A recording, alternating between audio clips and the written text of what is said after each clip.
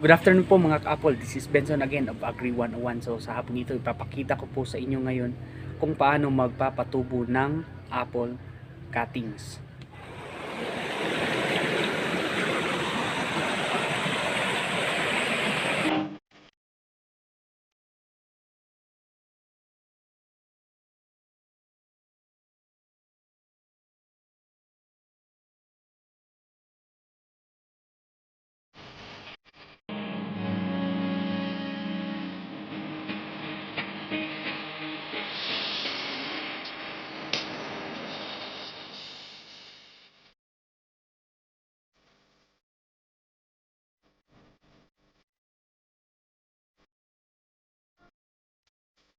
So ayan, ito po yung isang sample natin na pinaroot natin na cuttings. So ipapakita ko lang po sa inyo kung nag-root nga ba.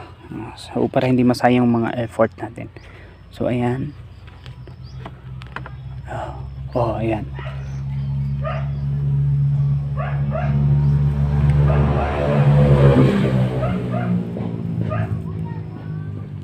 So ayan po yung roots ng ating apple cuttings. Yan. So sa pagpili naman po ng ating ipaparoot na cuttings is kukuha tayo dito sa tip part ng ating mga apples. So ayan. So bakit tayo kukuha dito? Kasi usually yung mga matatagal iparoot na mga plants is ang concentration kasi niya ng auxin, which is ang isa sa mga hormones na kung saan nagpapa-elongate ng ating mga plants is dito concentrated sa tip part. Kaya dito tayo kukuha ng cuttings para ipa-root. So ayan.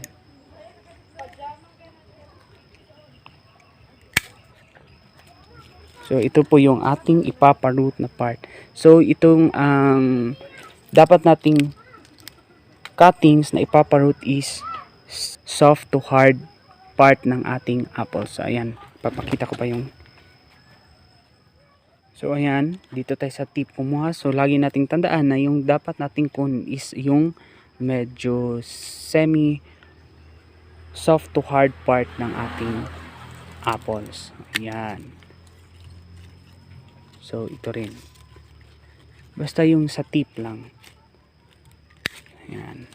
So ang apples na to is rootstock na M9. Ayan.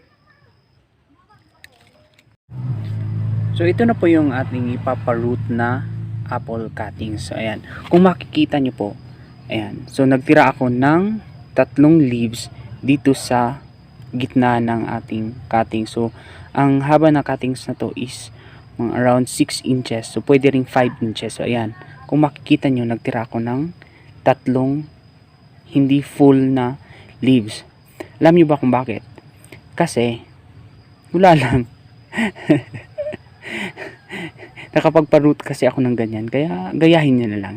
Hindi, kasi ganito yung tinira kong dahon to prevent yung sudden perspiration ng ating plants. Kasi kinat natin yung apples, so magda-dry up yan. So kung malaki yung kanyang leaves, so ang daming stomata, dun usually lalabas yung water, kaya mamamatay or magwi-wilt yung ating mga apple cuttings. So ayan, gayahin nyo lang para mas madali tayong okay. So ito yung ating soil medium na gagamitin for rooting ng ating apple cuttings. So this is coco peat, pure coco peat. So pinili ko itong soil medium na to kasi maganda siyang pang root base sa aking experience about sa pagpaparoot ng apples. Kasi nag-hold siya ng moisture as well as maganda yung drainage, hindi siya nag-hold ng mas maraming water. So ayan, para ma-maintain lang yung ating moisture ng apple cuttings. So ilalagay na po natin itong ating cuttings. Ayan. Medyo slant lang natin ng konti. So ayan. Mga around 2 to 3 inches yung ibabao natin sa apple cuttings. Yan. So ganyan yung ating magiging. Yan. And lastly, yung ating water. So ito na po yung ating apple cuttings na ipaparoot natin sa coco peat. Ayan.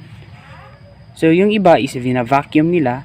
Okay naman po yun. Pero sa akin, nilalagay ko na lang sa shaded area. So pwede rin kayong gumamit ng mga rooting hormones kung gusto nyo. Ako kasi hindi ako gumagamit kasi walang available. Ayan.